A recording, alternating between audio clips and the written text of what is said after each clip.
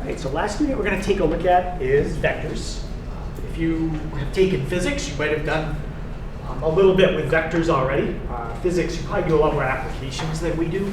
We don't get into really many applications at all. So everything we do is pretty much numeric, just doing a calculation. Not as many word problems.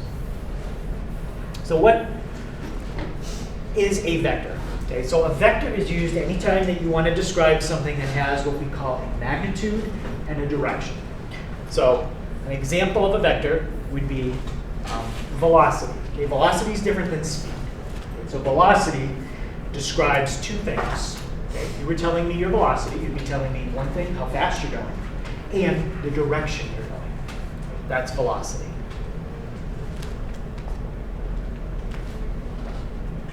So in that case, your speed, that's your magnitude, and the direction you could describe to me, you could use a compass. You could say you're going north or you're going south. That's your direction. Another example of a velocity vector is force. Okay, so force, if you want to describe a force, you need to tell me two things about it. One, how strong of a force is it? So are you pushing, you're like 50 pounds of force, 100 pounds of force, how strong is it? And the direction of it. Are you pulling, is the force pushing something up? Is it pushing something down?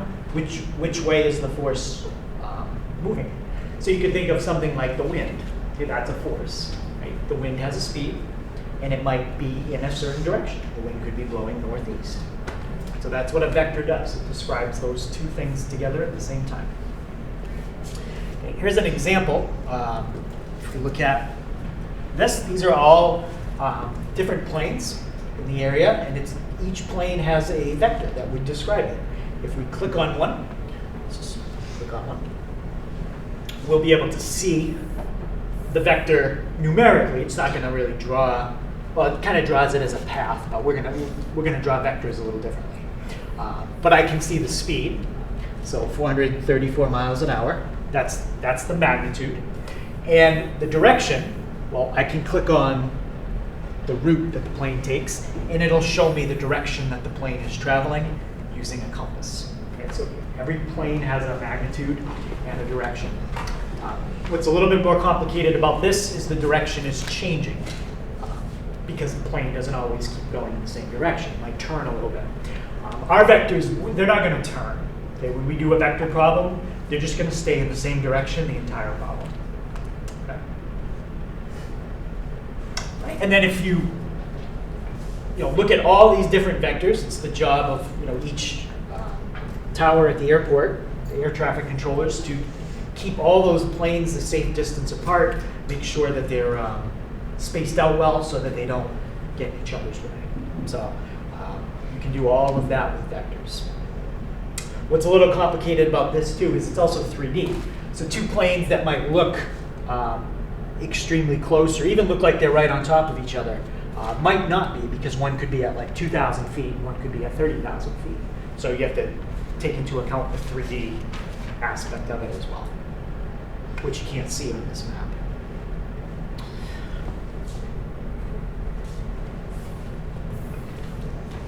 So the way that we're going to draw a vector, kind of like you saw that airplane on the screen drawing, but we're going to draw it as an arrow.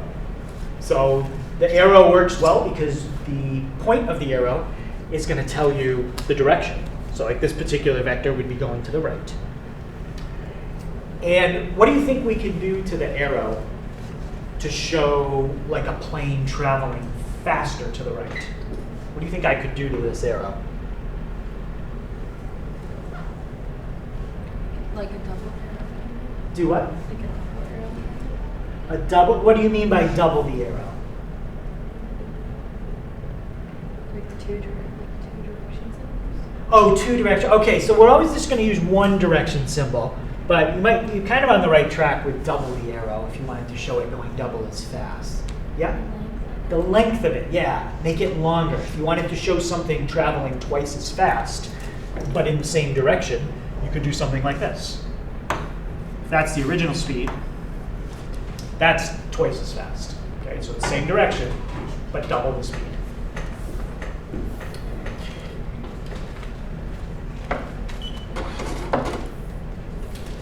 So the length of an arrow will represent the magnitude.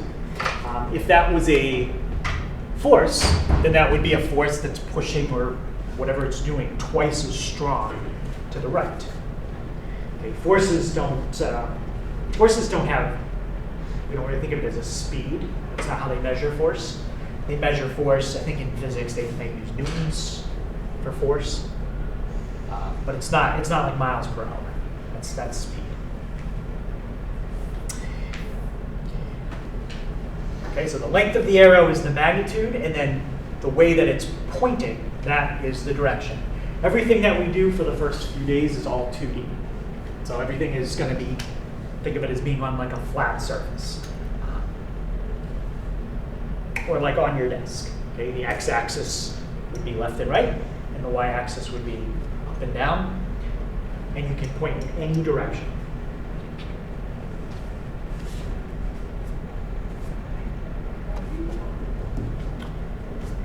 So when we draw a vector, vectors, they're kind of like arrows, but the difference is they start somewhere and they stop somewhere. When you draw, in geometry, when you draw a ray, sometimes I explain it, it's like a beam of a flashlight. It never stops. Well, if our vectors never stopped, that would be a problem, because that would represent something going like infinitely fast. So no, our arrows start somewhere and they stop somewhere. So let's say that we had a vector that started at point P and it ended at point Q.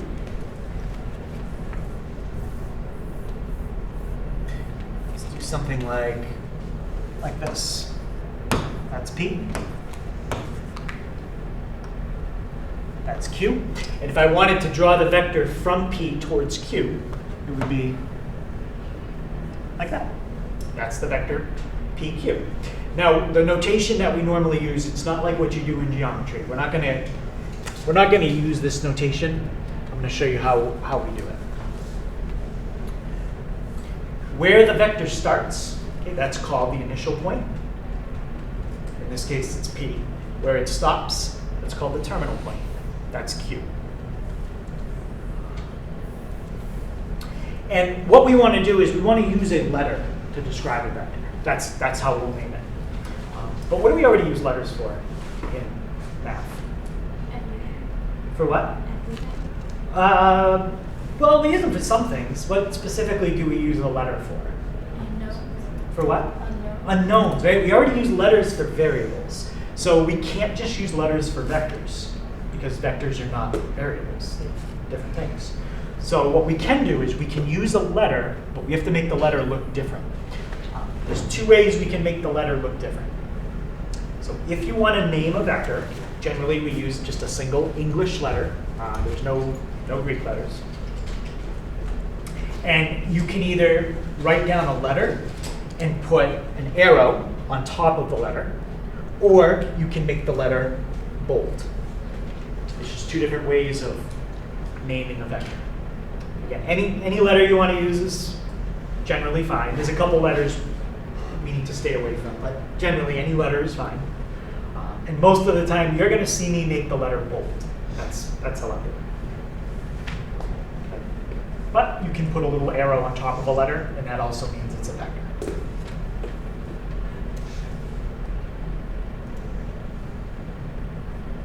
Okay, and when you see the problems in the homework, I think they use bold letters as well. And it's easy to tell that it's bold in the book. All right, so let's think about different arithmetic operations. Today we're going to look mainly at adding and subtracting.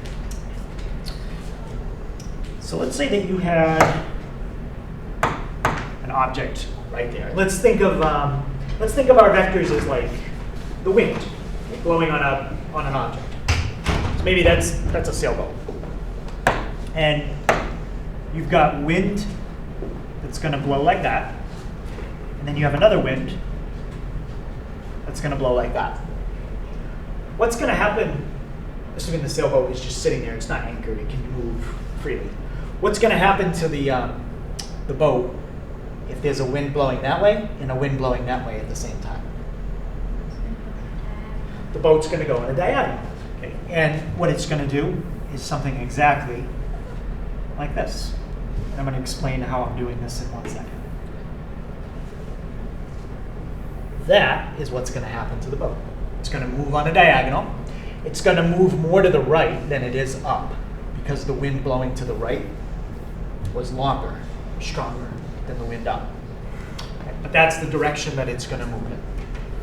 So the idea is when you take a vector and you combine it with a vector, you get a vector.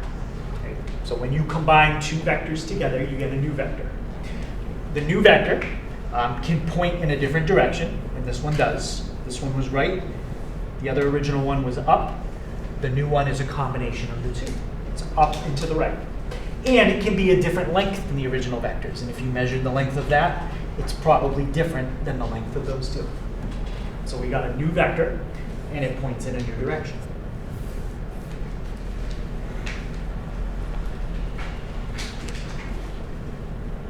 So what we're going to do to start with vectors is we're going to do exactly what I did. We're going to do it as a picture. Right? Pictures are okay. They're a good way to kind of visualize what's happening. They're not the fastest way, because drawing always takes longer than just doing arithmetic. But we'll start with drawing vectors, and then in the second half, or maybe tomorrow, we'll kind of get away from drawing vectors all the time. All right, so let me explain to you again how we add two vectors together. Okay, so let's say you have this vector, and you want to combine it with that vector. Okay. What we're going to do visually is line them up. Okay. We're going to position them so that, let's call this vector V. We'll call this one W. And they're bold letters because they're vectors. Okay. If I want to add these two vectors together, we're going to line them up so that the end point of V, that's the end point of V, lines up with the starting point of W. That's the starting point of W. So you're going to line up the two things that I just circled. Let's get rid of the circles. Just like that. So that's the original one. That was V. And I'll make that a different color so it's easier to see. So there's V, and then I put W on the end of it. Okay, any question how I line those up? That's the first step. So the end point of one lines up with the beginning point of the next, and then you're basically going to draw in the diagonal from the start to the terminal point. So you draw in that diagonal.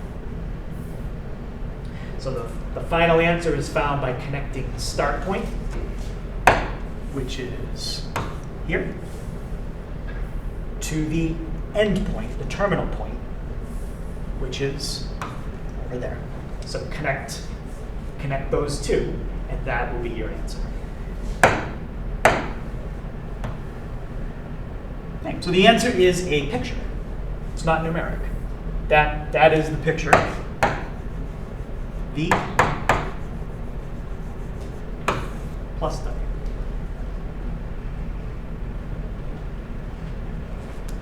Okay, so the most useful time you want to draw things is when you have a word problem. We don't really do a ton of word problems because when you do the word problem, it's all about trying to visualize what they give you. But even without word problems, it's still kind of helpful to draw it because sometimes it just helps you see what's happening.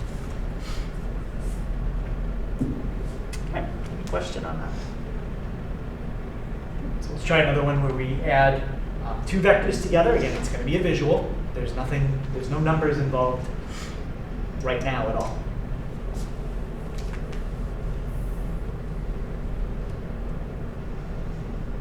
Right, so let's add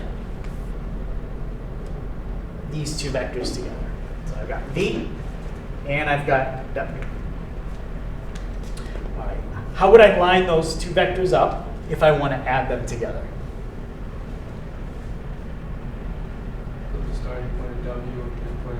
Yep, take the starting point of W, which is right, my finger is right on the left side here, and line it up with the end point of V. So now that's V plus W. So now we got them lined up, and what's the last thing we have to do? Draw like hypotenuse. Yeah, it's like almost drawing in that diagonal. It's like the third side, and you have to draw it from where to where? From where V, where you started, towards where you finished. If you draw it the wrong way, well, then that's going to come out backwards. It has to point down and to the right. So this is V plus W. Okay, and there is an arrowhead. I don't know if you can see it, but make sure you draw it so you can see it. Okay. Any question on adding those two vectors? What's going to happen when we add those two vectors? Yeah, it's like they're going to cancel out. Because what you want to do, remember, just think about the directions. This is V, bottom one is W. You're going to take where V ends, and you're going to line it up with where W starts. So line up the two things that are circled. When you're done, you need to connect the start point of V to the end point of W. So don't worry about the purple dots right now. Those are just what we're going to connect when we're done. Line up the two things that are circled, the end of V and the beginning of W. But look what happens when you line those points up that are circled. The two purple dots also line up. So now there's nothing to connect. But what did we say happens when you add two vectors together? You always get a third vector. So you do have to write this answer as a vector, but we can't draw it. So the way you write it is like this. That's called the zero vector. Okay, or you could just make it bold. It's not the number 0. It's not like we did 2 minus 2 and got 0. That's different. This is called the zero vector. So it's kind of a special case. It's the only vector that does not have a length. And because it has no length, it technically has no direction either. So it's a special case. Okay, so an example of a zero vector would be, think of like a tug of war, right? So you got 10 people on one side, 10 people on the other side pulling, and if they're pulling at exactly the same force, the rope doesn't move at all. It doesn't mean that there isn't anything happening. There's a lot of tension in the rope, because if you cut the rope, think about what would happen. The rope would fall. So there's still a lot of tension in the rope. It's just that it's balanced, and it cancels out, so the rope doesn't move. Any question on that one?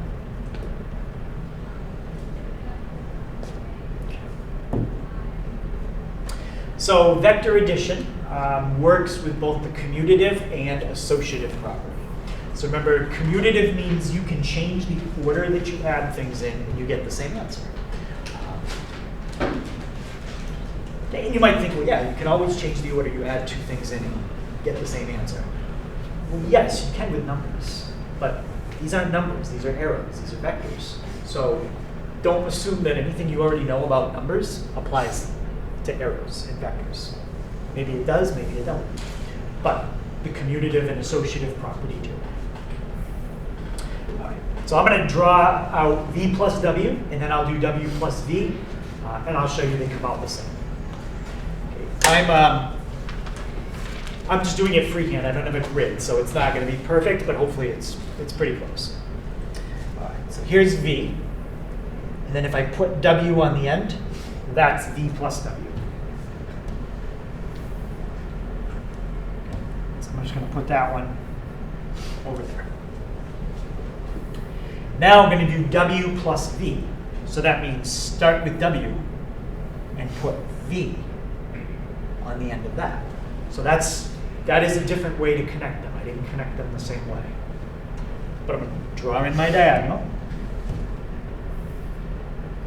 So that's W plus V, and compare that to what we just did. Just about the same. So the order that you add two vectors in doesn't make a difference. And you can do that, that's only two vectors, but you could take,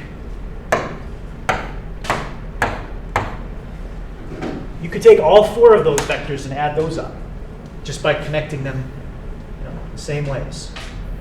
It doesn't matter what order you connect them in. As long as all the arrows are pointing in the same direction. Think of it as like a pipe with water flowing in it. It should only flow one way. Okay. So your final answer would be from there to there. Okay, switch the order up. Let's try connecting them differently. Let's take this one, and then let's do that one, and then let's do that one, and then let's do that one. So it still follows the same, connect the end of one to the beginning of the next, and then put this arrow, remember I started here, and I stopped there, and look at when I put this in, it comes out exactly the same. So you can take vectors and add them in any order, and you will always get the same answer. Okay, and it also works for associative property. I'm not going to draw this one out, but associative property doesn't change the order. ABC, ABC, same order. It just changes the thing that you do first. Well, it doesn't matter what you do first when you're doing addition of vectors. You could add these two first and then add C, or you could add B and C first and add that onto A. You get the same answer. And it's very, very similar to numbers. So just plug in like 1, 2, and 3 for A, B, and C, and you'll see that it works with numbers and it works with vectors. Okay. Question on those two properties? I'm not going to draw that one out. We just saw an example of this earlier. If you have a vector and you add its opposite, that was like example 2, I think, this one. These two vectors are opposites. When you add a vector to its opposite, they cancel out, and you get the 0 vector.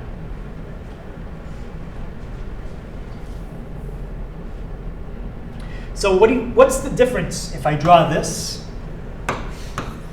and then I draw that? What would be what's the difference between the two? Direction. Yeah, just the direction. Okay? How about the length of them?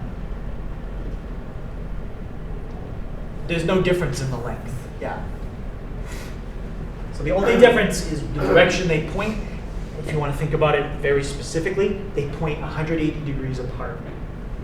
That's the difference between a vector and its negative. It just flips around and points the other way. But the length is exactly the same. So when you put a negative in front of a vector, it just causes it to point the other way. We're going to use that to figure out how to do subtraction.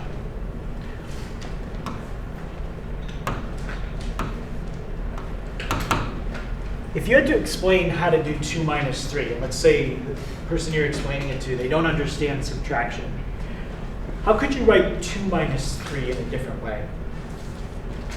Say this person only understands how to do addition. 3 plus 2. So you could think of it as, how about could you keep it in the same order and rewrite it like that? 2 plus Right, 2 plus negative 3. So someone said to me they don't understand how to do subtraction, but they understand how to do addition, even addition with negatives. And I'd say, oh, well, subtraction is really just when you add a negative. That's all it is. So instead of 2 minus 3, think of it as 2 plus negative 3. Okay.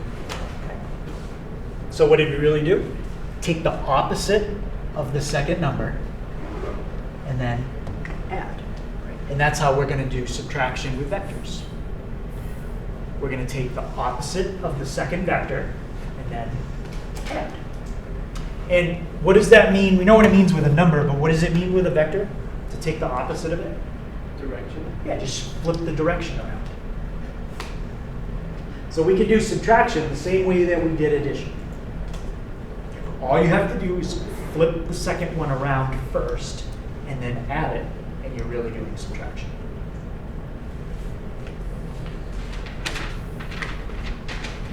Right, so let's see if we can find v minus w. And I'll give you pictures of v and w in a second. Well, first, we're not going to think of it as v minus w. How can we rewrite that as an addition problem? V plus 1 Yep. We're going to take v, leave it alone, but then we're going to add the opposite of w. All right, so let's try it.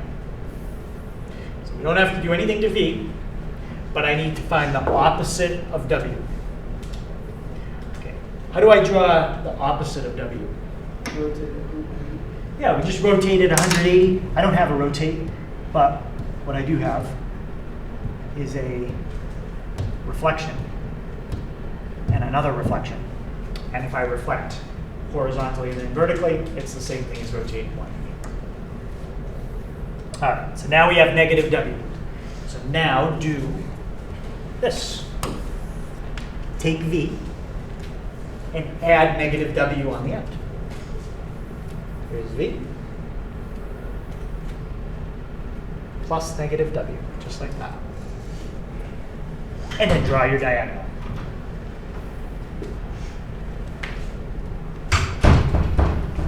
And that's v minus w. Any question on that one? It's really the same thing as addition. Just take the second vector, flip it around first, and add it, and that's how you do subtraction. So as far as combining vectors, that's all we're going to do with combining vectors today. We took two vectors and we added them. We took two vectors and we subtracted them. Next thing we're going to look at is not taking two vectors and combining them. It's taking a number and combining it with a vector. What do you think if I put a 3 in front of v? It's going to be a type of multiplication. And what do you think that would do to it? Triple the speed.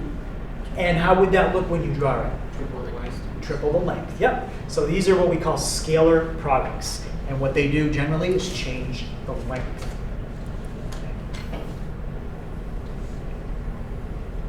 So when you change the length, you're still getting a new vector.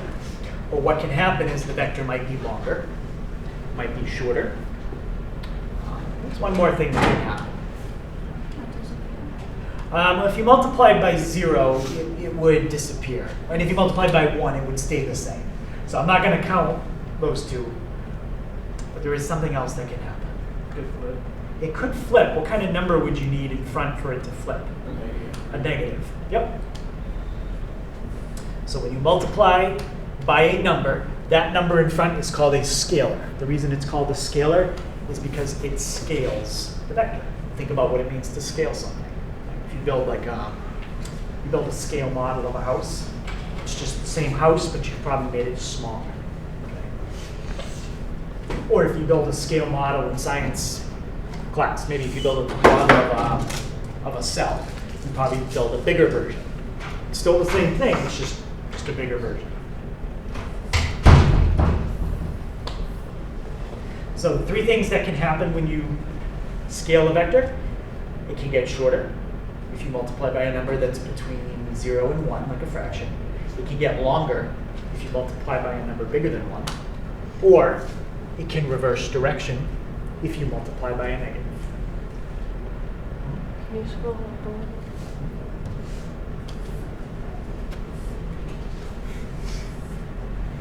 So this is called a scalar product. So you multiply a vector by a number. What we are not doing is multiplying a vector by a vector.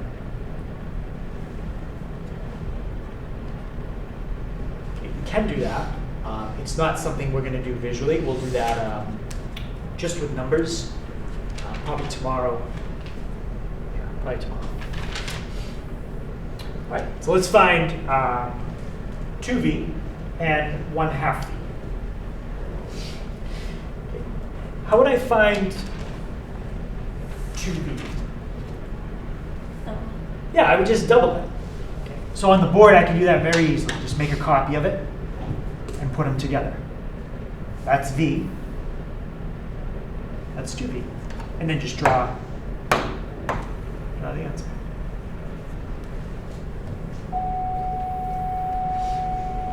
Okay, so if we were thinking about like an airplane again, the airplane would be going the same direction, but it's now going twice as fast. If you're thinking about a force, it's still pushing on it in the same direction, but it's pushing twice as hard. And what's going to happen when we draw 1/2 V? Yeah, it's going to still point the same direction, but it's going to be half as long. I would have to scale it by 50%. I don't have a way to do that. So I'm just going to estimate, or I think half is roughly. If I was doing it on graph paper, then I could do it exact. But that's about 1/2 V. Okay. Any question on that one?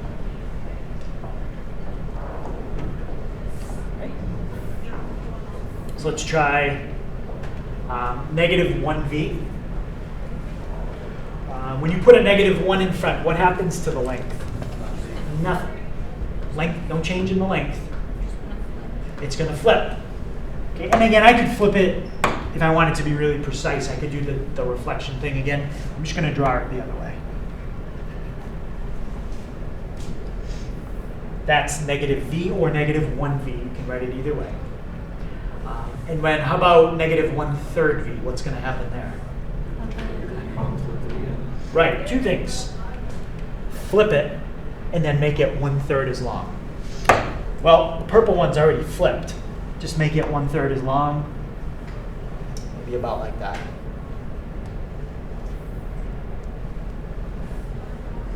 Don't you have to flip it again? Well, you're flipping the original. Oh. Yeah, so -1/3 V, you're working with this one. Yeah. So you flip it, and then make it 1/3 as long. So I just used that because I already had the first step done.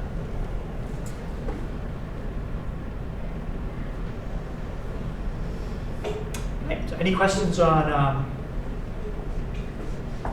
scaling by a negative?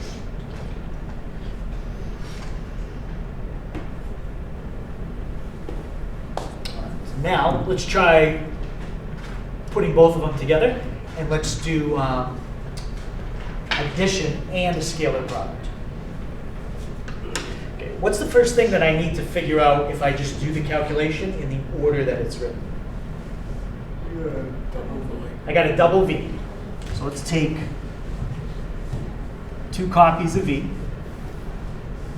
All right, so there's 2V.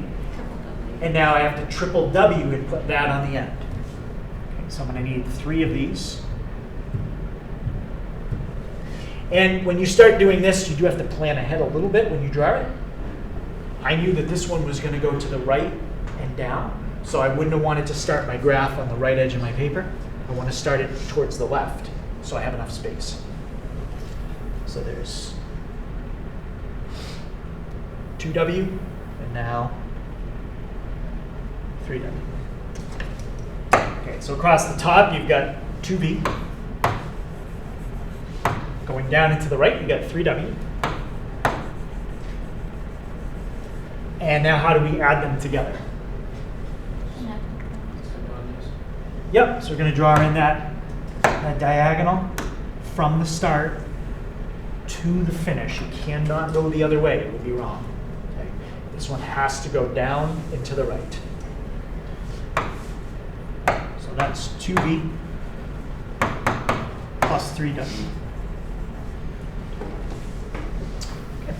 Any question on that one? Okay, so that's pretty much how today goes. It's a lot of things like this, little things, but they're relatively straightforward. All right, next thing. If you specifically want to know the length of your vector, okay, there's a symbol for it, and that's the symbol. It's not absolute value. It looks kind of like it, but it has double bars. When you put double bars around a vector, it means they want to know the magnitude.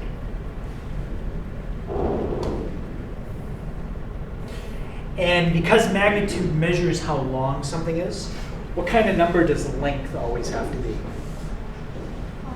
It always has to be positive. Yep. There's no such thing as negative magnitude. Distance is always positive. The distance might go in a different direction, but it's still positive distance. So what would be the difference between that and that? Nothing. Some people say, well, the vector points the other way. That's not what that's asking. It's asking what's the length of this versus the length of that. There is no difference. They're exactly the same.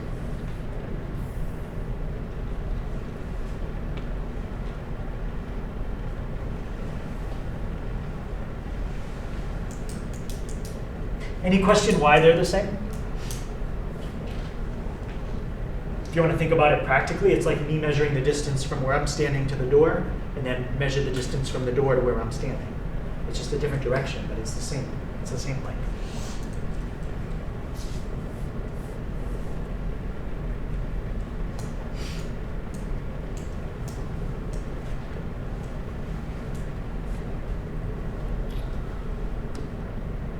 All right, so drawing vectors is great, but it is time consuming. If you want to do it accurately, you need something that you can graph on, so generally like a graph paper, and you also need something you can draw straight lines with. So what we want to do is start looking at different ways that we can represent vectors besides drawing them. So I'm going to show you two different notations, and depending on time, we're going to go back and do some of these same things that we just did, adding vectors together. But we're not going to do it by drawing them. We're going to do it with just numbers, which is faster. All right, so one notation that you can use to represent a vector without drawing it, the notation our book calls it algebraic vector notation. And it looks kind of like a coordinate, but there's a really important difference. It doesn't use parentheses. It uses what we call angle brackets. It kind of looks like a less than and a greater than. And there's two numbers inside the brackets and a comma between them.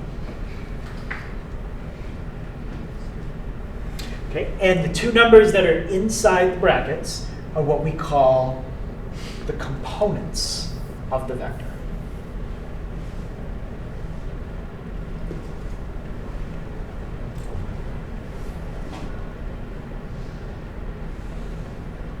So what does that mean, components? Well, when you draw a vector, there's a horizontal part to it and there's a vertical part. So let me show you, let me graph them. Show you. Actually, I might have graph paper somewhere. I'll make graph paper.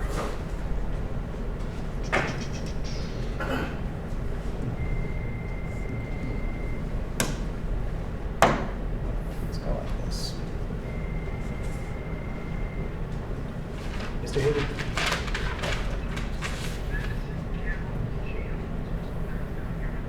Yes. You're welcome. You too.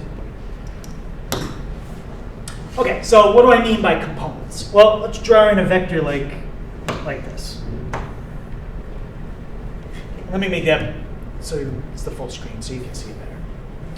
If I wanted to figure out the vertical and the horizontal components of that vector, I would make it into a triangle.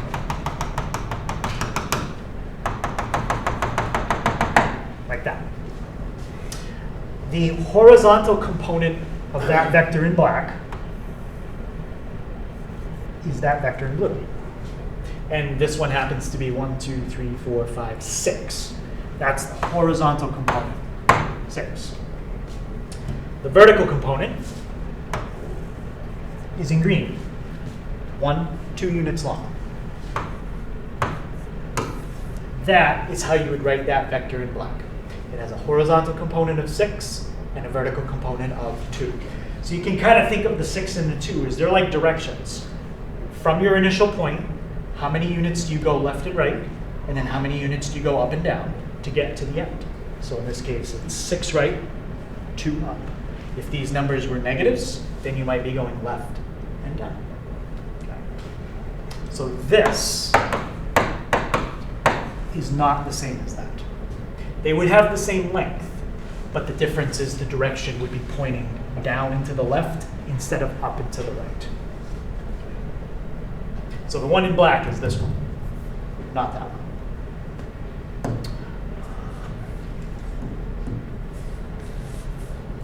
So let me just finish writing that out.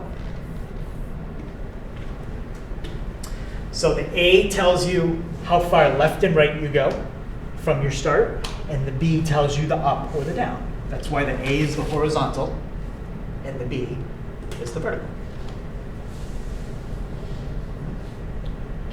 Yep.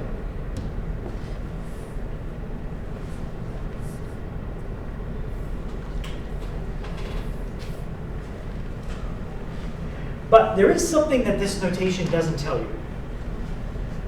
So let's say I wanted to sketch this vector. It tells me how far right and it tells me how far up. But what doesn't this notation tell me? It doesn't tell me where to start. I can start anywhere I want. So if I want to draw the vector 3, 4, one way to draw it, start here. Let's go 3, 4. Or I could go over here. 3, 4.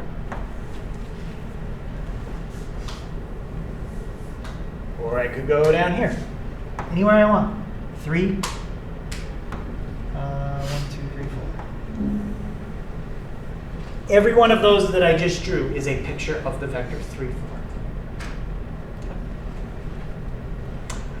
4.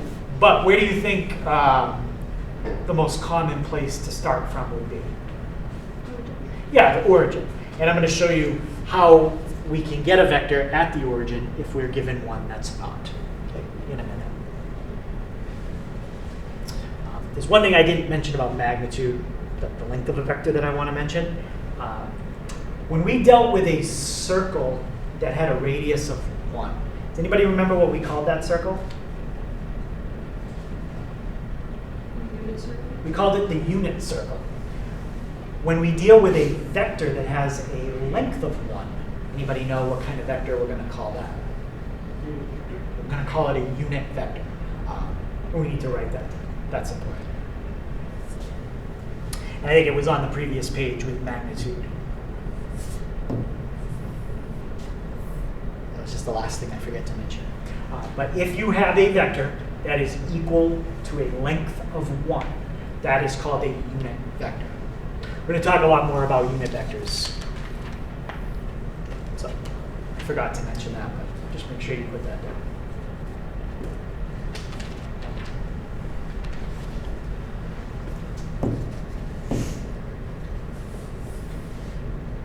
All right, so we've got, everybody have the description of what A and B do for the vector? Okay. Then I just drew some examples. And we said the most common place that you do start from is the origin. And if a vector starts at the origin and has a special name, it is called a position vector. So if I ask you to find a position vector, I'm asking you to find a vector for me that has an initial point at 0, 0. So let's look at one of these. Let's look at these two. And let's see if we can convert that vector into a position vector. Well, we already know what the vector is. It's the vector 3, 4. Let's pretend we don't know that it's 3, 4. And let's also pretend all I gave you was the coordinates of where it started and where it stopped. What's the coordinates of where that vector starts? 6, 3. And what's the coordinates of where the vector stops?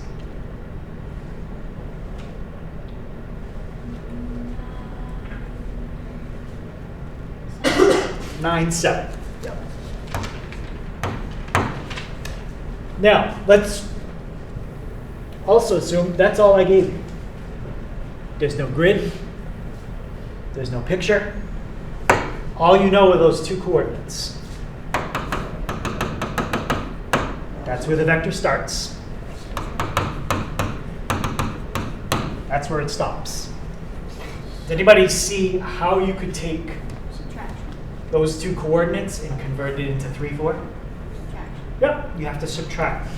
Okay, so you don't You don't need a picture, you don't need an arrow. All you have to know is where it starts and where it stops. And if you subtract them, terminal minus initial has to be in that order. You will get the vector you started with. Okay. Is there someone else? Huh? I need to pull my notes. So 9 minus 6, that gives you the 3.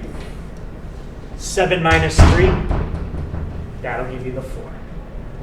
So that is how you find a position vector. You subtract your coordinates, terminal minus initial.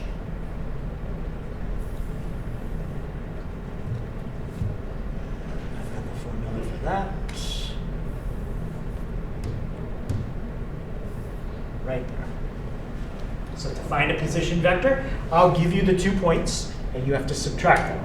If I don't label them as terminal and initial, you can always assume P1 is initial, P2 is terminal. The first point I give you is where it starts. The second point is where it stops. Terminal minus initial, terminal minus initial.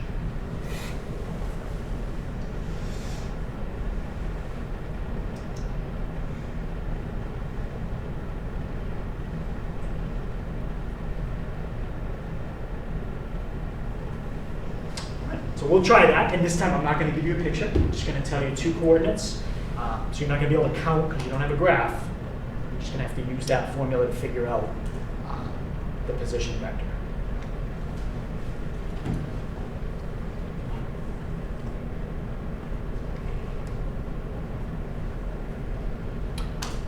Okay, here are your 2 points. So the initial point, P1, is -1, 2. And the terminal point is 4, 6. And when I'm done, I want to have an answer that looks just like that.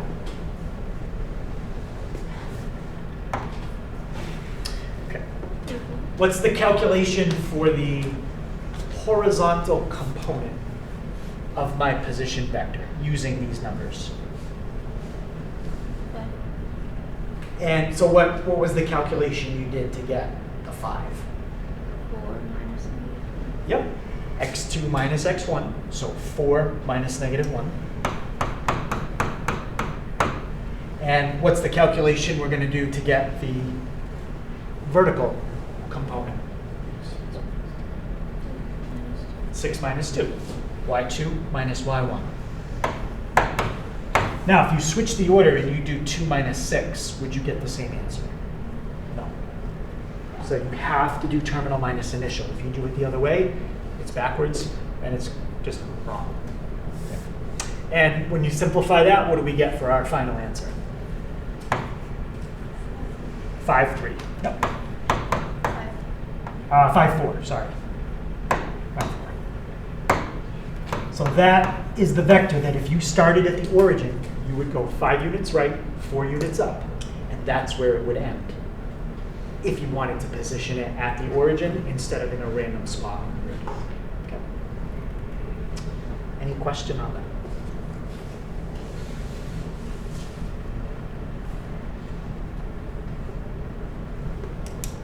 Okay. All right, so this is still the same section. I just have the rest of it in another file. Part 2 focuses more on doing things that are not drawing. Okay, we're going to try to get away from that and draw without drawing, so we can do things with vectors faster, especially adding and subtracting.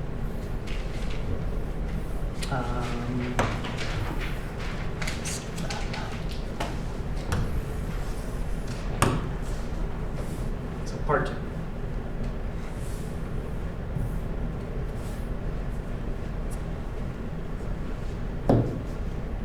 So the last way we're going to look at how we can write vectors without sketching them is called unit vector notation.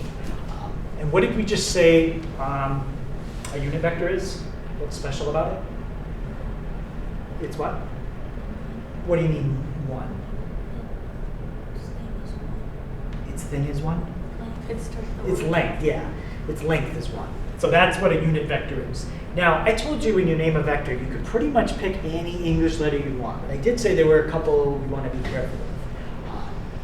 So there are two special vectors that we're going to talk about that have names, and you don't want to use these two letters when you're naming a vector because they already are being used for something else. Okay, the first one is I. When you are naming a vector, I is a special vector. Okay. I is a vector that is 1 unit long and points right. So unless you are drawing exactly this picture, you should not use the letter I. You can use I for this because it is 1 unit long and it points right. Okay. If your vector looks like this, then name it something else. Don't use I. Use M, N, A, B, C. Okay, just use something else. Okay, but I is a special vector, and it is always 1 unit long, and it points right. Another special vector, and you don't want to use this name for anything that you do, is J. J is in trig. It's always a vector 1 unit long, and it points up. And J looks exactly like that. So if you draw that, you can name it J. If you draw anything besides that, pick a different letter. J always points up, and it's 1 unit long.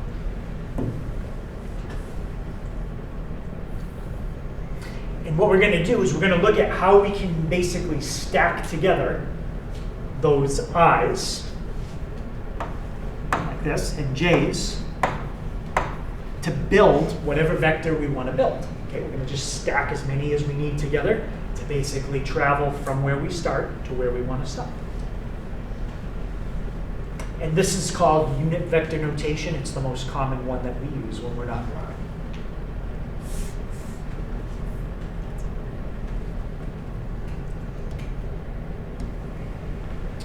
And everybody have the pictures of what I and J look like? Okay. So let's build the vector 3, 4 out of I's and J's. You have an infinite amount of I's and J's you can use. Think of like you're just pulling them out of a big bucket. Just take as many as you need. I want to start here. I mean, I could start anywhere, but I don't want to do it on the axis because I think it'll be hard for you to see the picture. And I need to go 3 right and 4 up. 3, and 1, 2, 3, 4. This is the vector that I want to build from there to there. But I want to build it out of horizontal I's and vertical J's.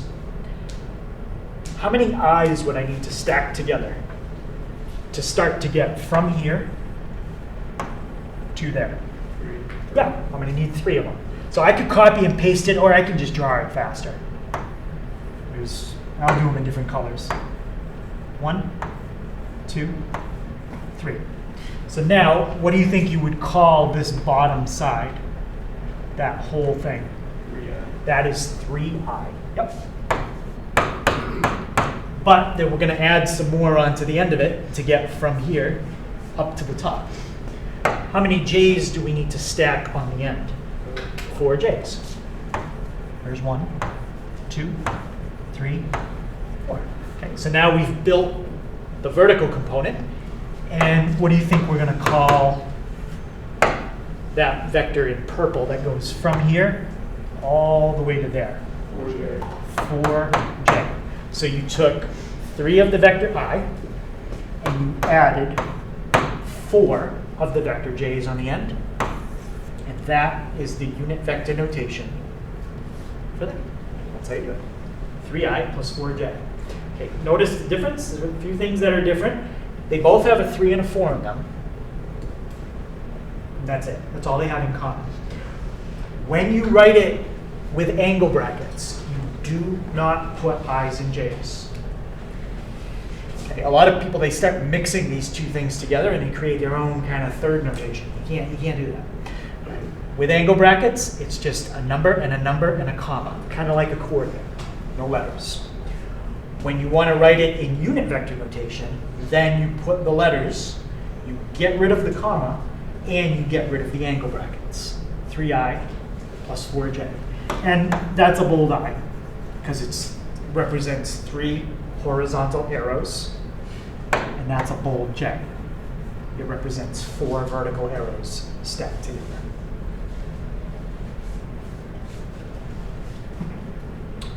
Any question on writing that like that? Now, what if you wanted to do something that went like this?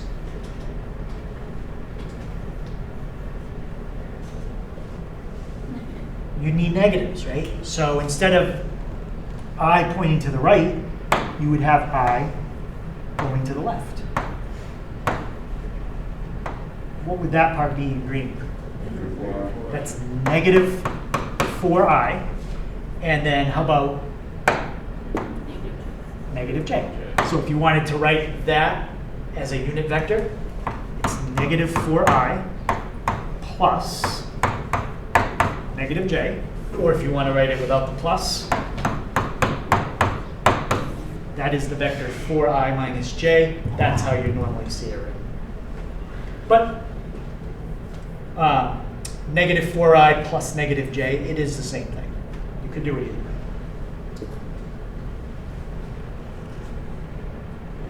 Any question on that? All right, so now that we have that unit vector notation, we can do the same thing that we started out with. We can add, we can subtract, and we can scale, all without any sketching now. Okay, we can do it all with just numbers. So I'm going to give you 4 formulas: add, subtract, scale, and then magnitude. And we're going to do all of them without any sketching. Okay. V and W are going to represent vectors. And our book uses alpha to represent a scalar. Remember, a scalar just changes the length of the vector. That's all that it does. Okay. Here's our 2 vectors.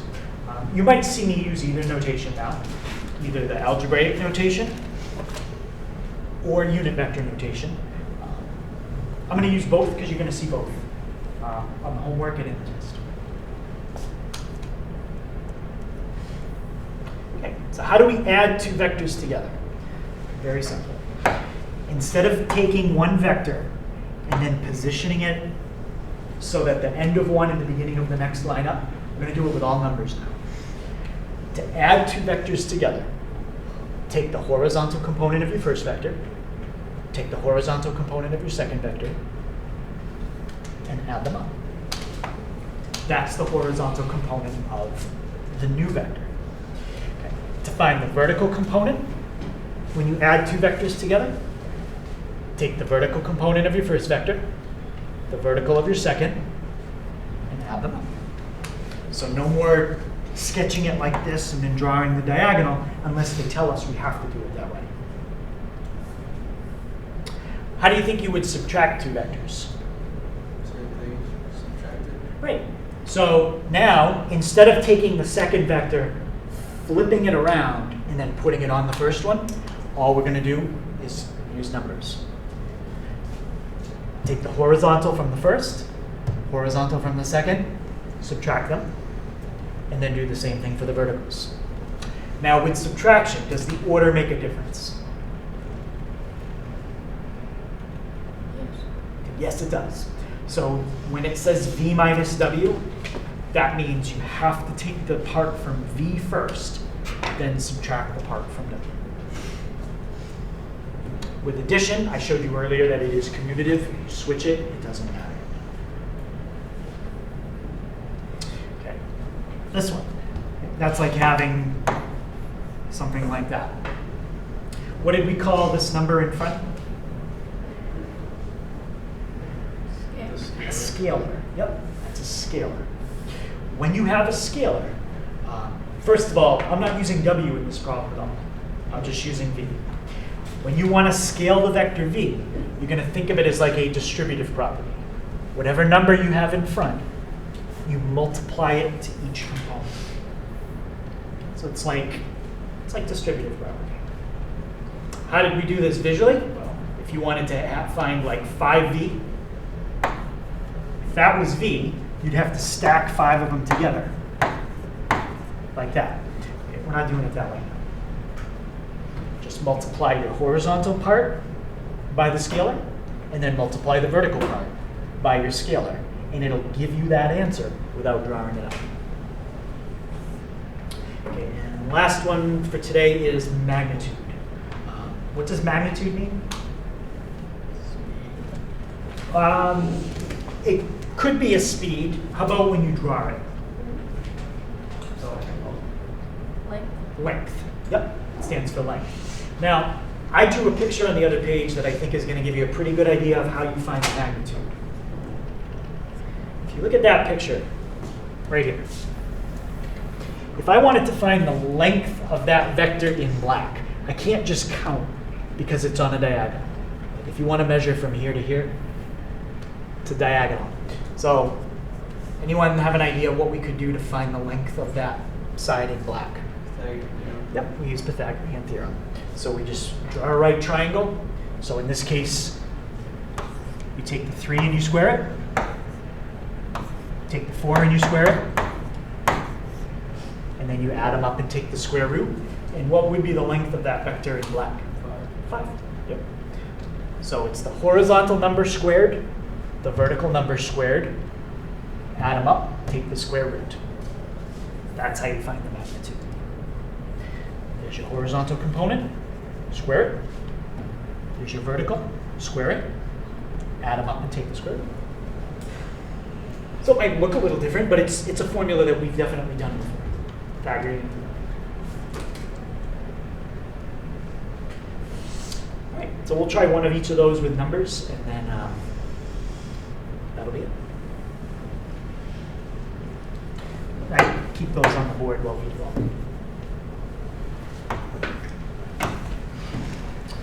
Okay, I would say the rule generally is, how do you know which format you should use? You should use whichever format they use. If they use unit vector notation, then you should use it too. Okay, I'm using both, so we'll practice both. All right, so first thing they want us to do is add V and W together. When I add V and W together, what's going to be the horizontal component in unit vector notation?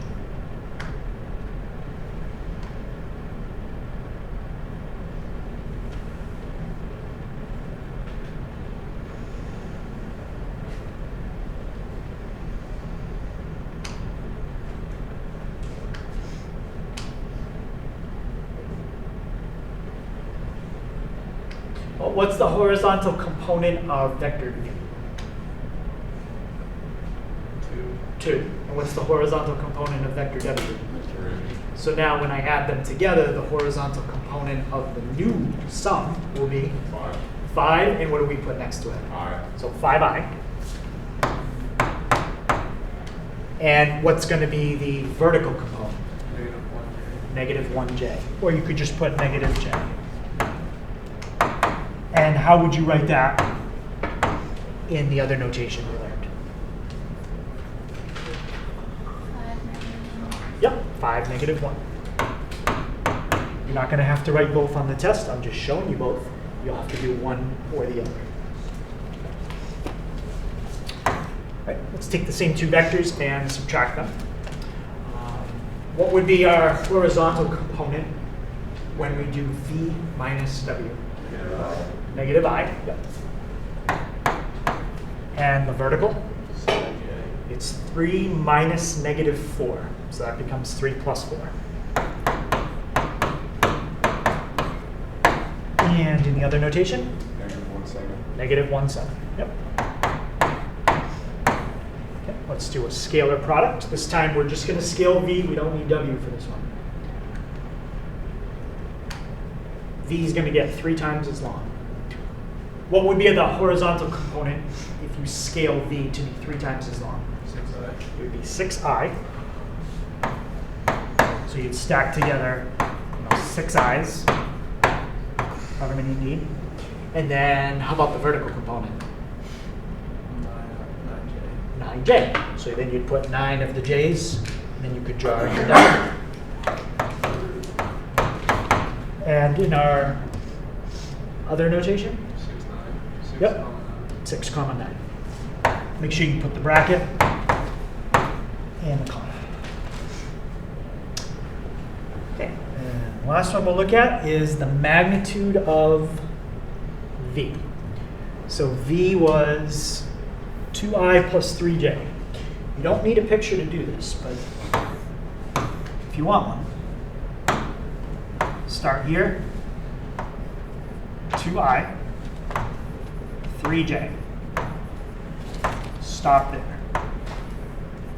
I want to know the length of the hypotenuse. Square root of E, right? Yep, so it would be the square root of, take your horizontal component, which is 2, square it. Take your vertical component, which is 3, square it. 2 squared is 4, 3 squared is 9, 9 plus 4 is 13.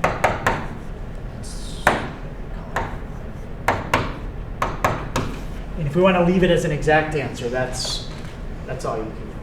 If they want a decimal, you put it in on the calculator. Any question on that? So a lot of little things, but overall nothing that's super hard. Okay. And that's the first part of vectors. Okay, so that is the homework. So it's 1, 8 to 22 even. 26 to 32 even. And then 33, 39, and 40, those are the last 3 things we did. With 33, 39, and 40, you're not sketching anything with some of the earlier ones. Yes, there are some sketches. So you can do it on blank paper, lined paper. You don't necessarily need graph paper. I do have some in the back if you want it. But you can also estimate it on blank paper just like I did on the board.